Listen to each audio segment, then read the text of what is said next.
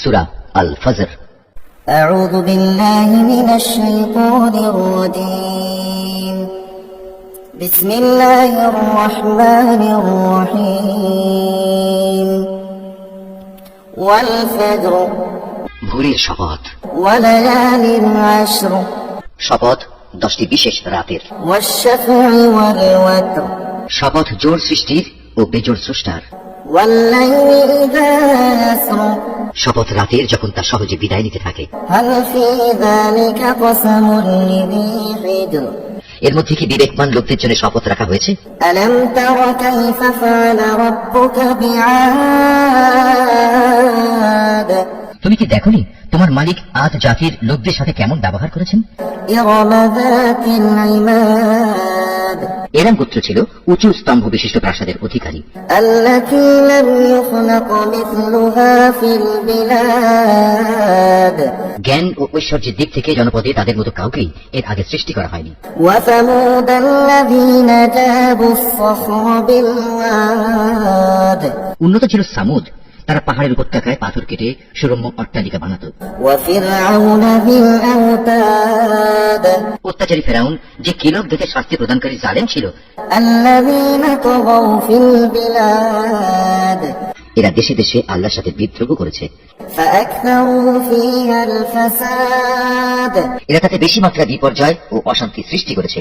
فصب عليهم ربك سوط عذاب অবশেষে তোমার প্রতিপালক তাদের উপর আযাবের কোড়ার কষাঘাত হানলেন। إن ربك لبالمرصاد তোমার মালিক এদের ধরার জন্য ওত পেতে রয়েছেন। فأما الإنسان إذا ما ابتلاه ربه فأكرمه ونعمه فيقول ربي أكرمن মানুষরা এমন যে যখন তার মালিক তাকে নিয়ামত, অর্থ সম্পদ ও সম্মান দিয়ে পরীক্ষা করেন, তখন সে বলে, হ্যাঁ, আমার মালিক আমাকে সম্মানিত করেছেন। وأما إذا ما ابتلاه فقدر عليه رزقه فيقول ربي أهانن আবার যখন তিনি ভিন্নভাবে তাকে পরীক্ষা করেন এবং এক পর্যায়ে তার রিজিক সংকুচিত করে দেন, তখন সে নাখোশ হয়ে বলে, আমার মালিক আমাকে অপমান করেছেন। كلا بل لا تكرمون اليتيم কখনো নয়, সত্যি কথা হচ্ছে তোমরা এতিমদের সম্মান করো না। ولا تحاضون على طعام المسكين মিসকিনদের খাওয়ানোর জন্য তোমরা একে অপরকে উৎসাহ দাও না। وتأكلون التراث أكلا لما وتحبون المال حبا جما তোমরা মৃত ব্যক্তির রেখে যাওয়া ধন সম্পদ নিজেরাই সব কুক্ষিগত করো। বৈষয়িক ধন সম্পদ তোমরা গভীরভাবে ভালোবাসো। كلا إذا دكت الأرض دكا دكا তেমনটি কখনো উচিত নয়। স্মরণ করো যেদিন এই সাজানো পৃথিবীটাকে চূর্ণ বিচূর্ণ করে দেওয়া হবে। وجاء ربك والملك صفا صفا সেদিন তোমার মালিক স্বয়ং আবির্ভূত হবেন আর ফেরেশতারা সব সারিবদ্ধভাবে দাঁড়িয়ে থাকবে।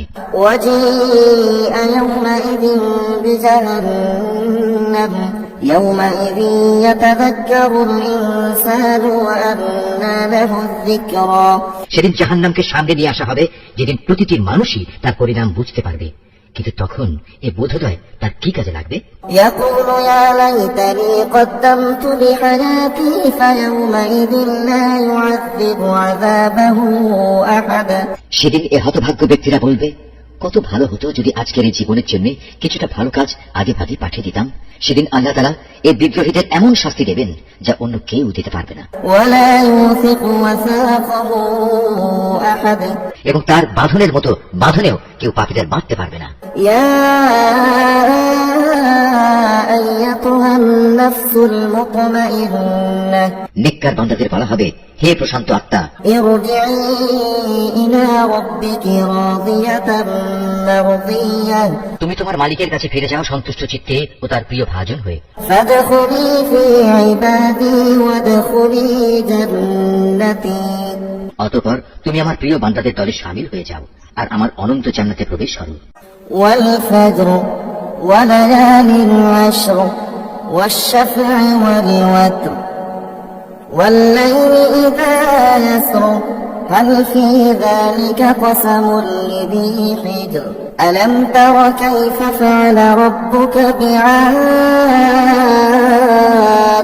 إرم ذات العماد التي لم يخلق مثلها في البلاد وثمود الذين جابوا الصخر بالواد وفرعون ذي الأوتاد الذين طغوا في البلاد فأكثروا فيها الفساد فصب عليهم ربك سوط عذاب إن ربك لبالمرصاد